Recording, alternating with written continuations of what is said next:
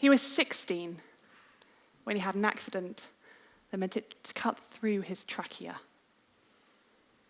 And he's very lucky to be alive. But even though he had life-saving surgery and rehabilitation, there was something that was missed. When I first met him, he was 41. And he'd been struggling for 25 years. And he had a restricted airway.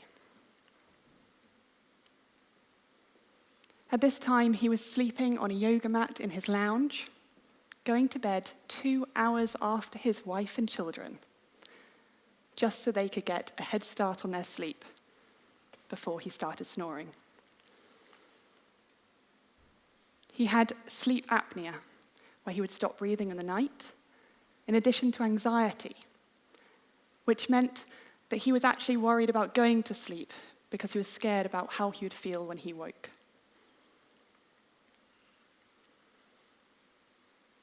He was tired all the time. And that's just the start of the issues. It was an absolute honor to be able to educate him on healthy breathing habits.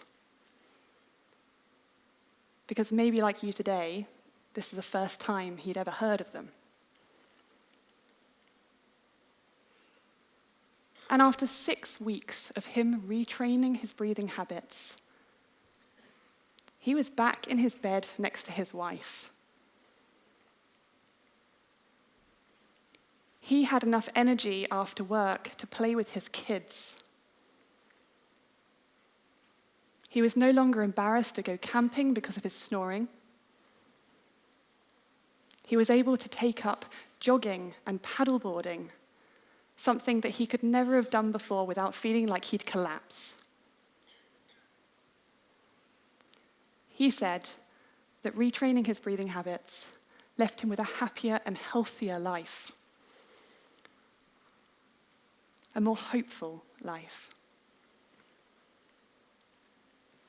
So you can see it's not hard for me to be completely passionate about this subject when I get to hear stories like this and see them unfold.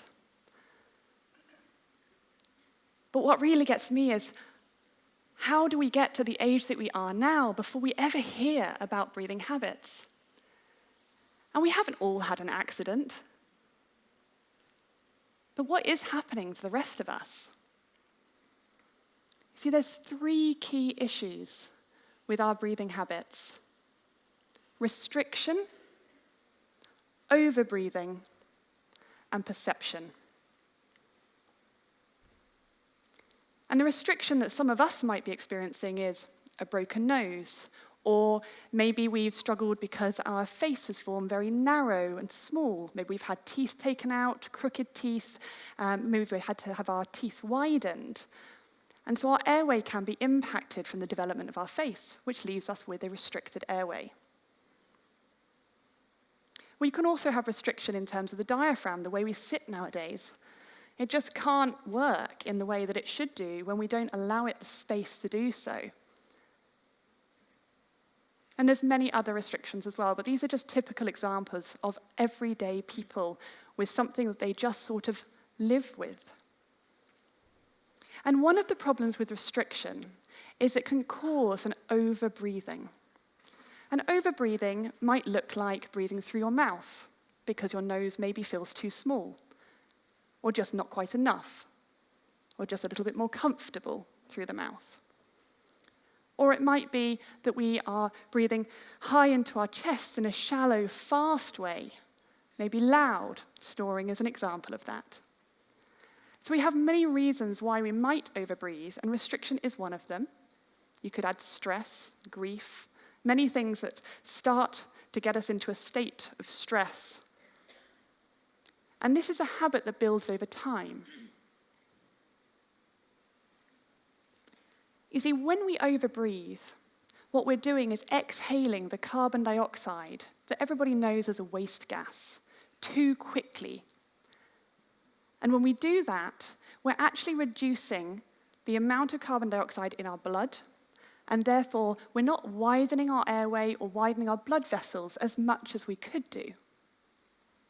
In addition to that, if you imagine a little bit like some red buses that arrive with your oxygen on it, waiting to get into the cells, we narrow those roads, but also the porters aren't there to open the doors and let that oxygen off, because that carbon dioxide is those porters.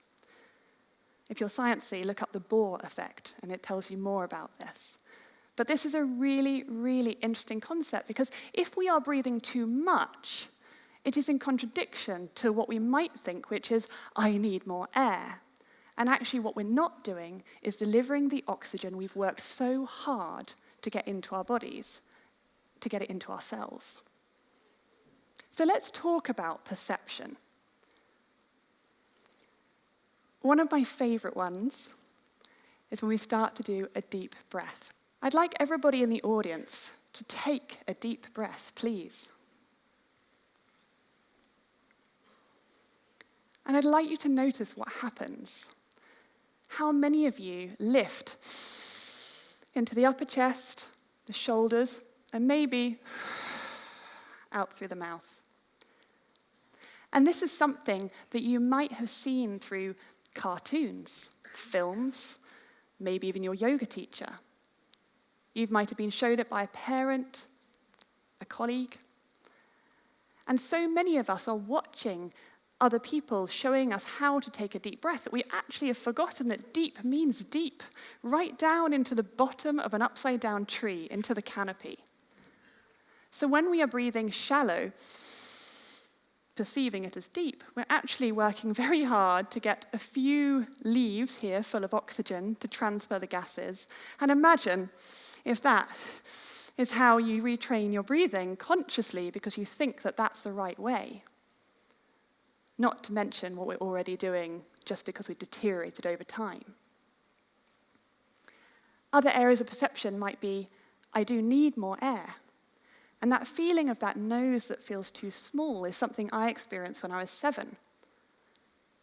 But I also remember thinking, by breathing through my mouth that feels more comfortable, surely if that was a problem, someone would have told me. Surely, if that was a problem, someone would have told me.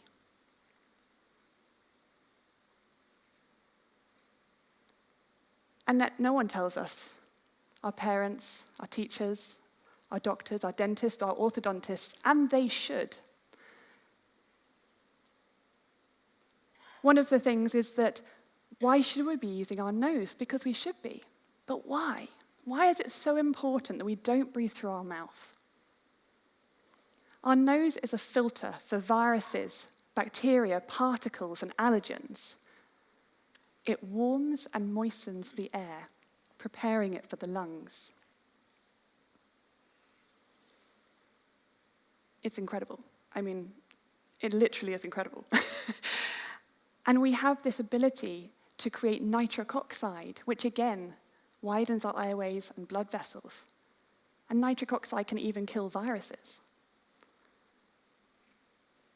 So when we're feeling stuffy-nosed, we're out in the cold and everything feels uncomfortable, our noses really are the basic thing that we can do for ourselves to feel so much better. Not only does it all do all of that, but it actually slows down the air that you're exhaling. Therefore, you're retaining that carbon dioxide for longer. But one of the things that we have a problem with here is that if you are over-breathing, even subtly, which many people are, we can retrain, or badly retrain, our tolerance to carbon dioxide. And this is that feeling of when you hold your breath or slow your breath. Maybe you've been in a yoga class looking at someone thinking, how are they still breathing that breath and I'm on to my next? And this is the carbon dioxide tolerance that makes us go at the limit. But that limit can be much smaller, much closer to the panic attack end for some people. And with retraining, you can open that up so you live much more comfortably in between, no longer ping-ponging between this hyperventilation to triggering at the other side. And I want to share with you the 3 spots of breathing. First of all, we have the N spot. So I'd love everybody to try this because I want you to feel the difference. Say N. N. And keep the tip of your tongue into the roof of your mouth where the N spot is.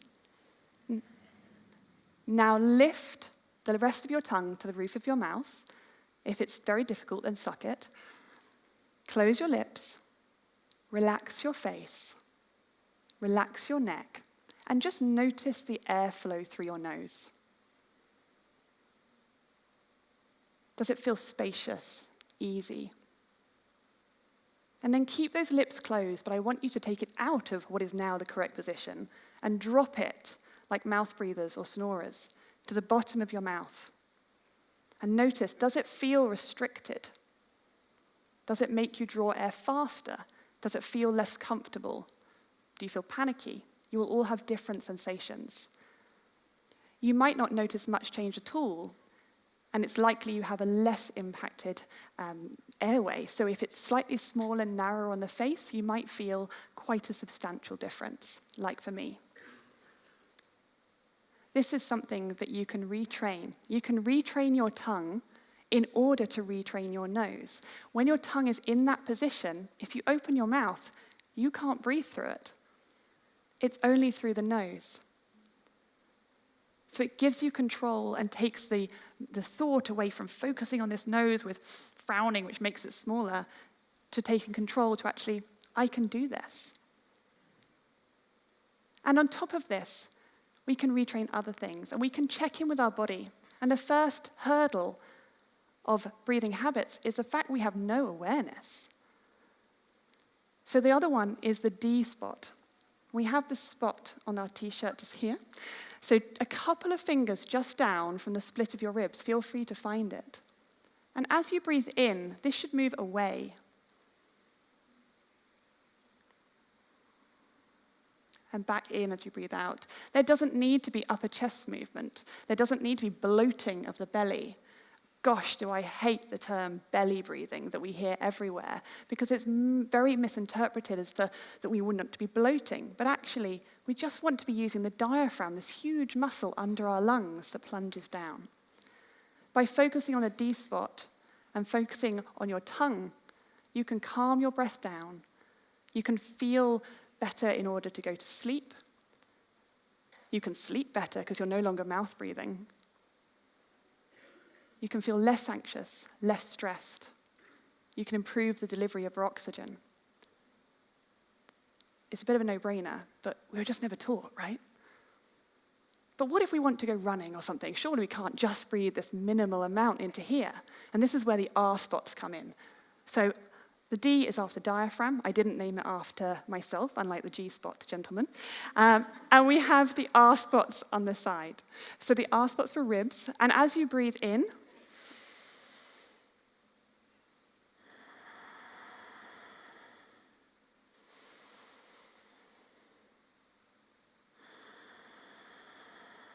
we can breathe slow, we can breathe wide, we can fill right to the bottom of the lungs. And try that next time you go running. Don't pant. Breathe deep into your lungs. Be efficient with your energy. Feel like you can go further for longer. And please tell me how you get on. I'd love to hear.